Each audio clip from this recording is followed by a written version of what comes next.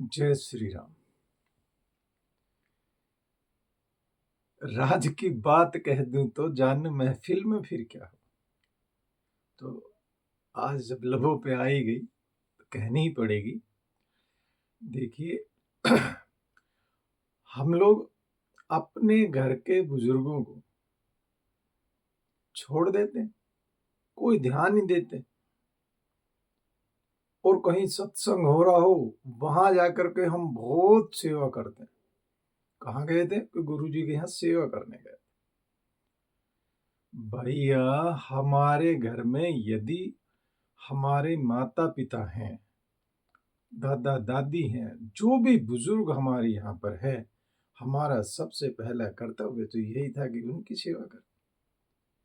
अब आप उनकी सेवा ना करके और सोच रहे हैं कि हम जाकर के बाहर इस तरह से गुरुदेव की सेवा कर लेंगे। गुरुदेव की सेवा करने के मैं ये नहीं कह रहा कि भाई मैं कोई उनके विपक्ष में हूँ कि भाई नहीं करनी चाहिए, गुरुदेव की सेवा भी करनी चाहिए। लेकिन यदि ये उन बच्चों के लिए है जो अपने माता पिता की तरफ तो देखते ही नहीं और सिर्फ गुरुओं के नाम पर जाकर के बहका रहे हैं। अब गुरु चाहे कुछ भी कर ले, उनका भला हो ही नहीं सकता, क्योंकि जो शुरुआत में हमें करना चाहिए था कि वो जो हमारे माता पिता बैठे हैं वो भी तो हमारे गुरु हैं, उनके हमने वो कुछ भी नहीं की।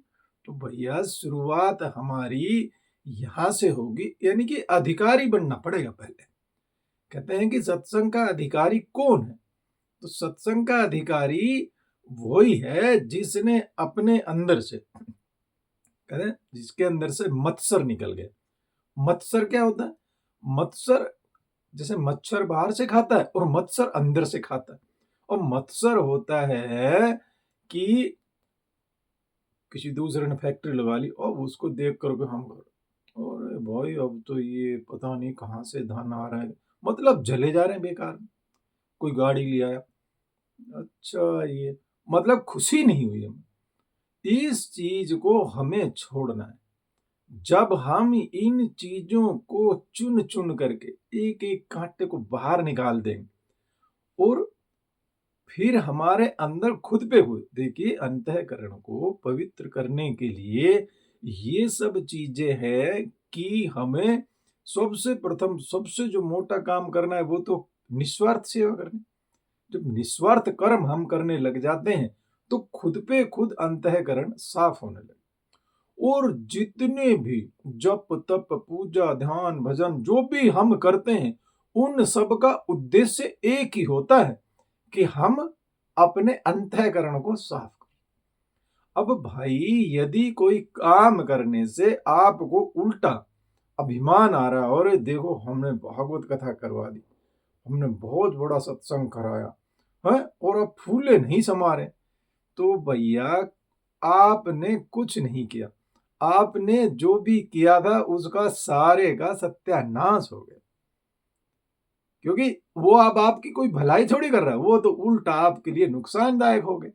तो हम लोगों को ये सोचना है कि हमारा अंतःकरण लेवल साफ होगा तो पहले घर से चलेंगे।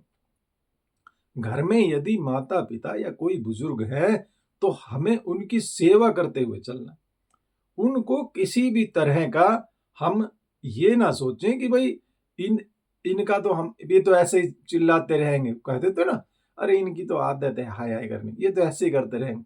भैया, जब आप उनको छोड़ करके बाहर जा रहे तो फिर आप कितना ही गीता रामायण पढ़ते रहे, वो जो आपको ज्ञान मिलेगा ना, वो ज्ञान आपको थोड़ा सा प्रबुद्ध तो कर देगा कि कहीं आप बोलोगे तो किसी को आप बातों में दबा देंगे, अरे नहीं गीता में ऐसा लिखा है ये, लेकिन वो आप पे असर नहीं करेगा। और मोस्टली यही हो रहा है, बिना अंतःकरण साफ किए जो लोग इस तरफ बढ़ते जा रहे हैं ना, उनके जीवन में लगातार यही चीज हो रही है। तो आज जो हम बात विशेष करने चाह रहे थे वो यही है कि हमें अंतःकरण लेवल को किस तरह से बढ़िया करना है, उसके लिए हमें अपने चारों तरफ से सफाई करती हुई चलनी। खुद पे खुद अंतःकरण लेवल साफ हो जाएगा। देखिए, जब हमने भी शुरुआत की थी ना, तो सिर्फ रामायण का एक दोहा, निर्मल मन जन सो मोहि पाप, तो बिना निर्मल मन के मुझे कोई नहीं पा सकता, वहां से हम चले थे और हमने खुद पे खुद प्रयत्न किए कि निर्मल मन कैसे होगा, और करते करते आज बहुत अच्छी हम खुश हैं। चाहे बोलिए सियावरी रामचंद्र की जय।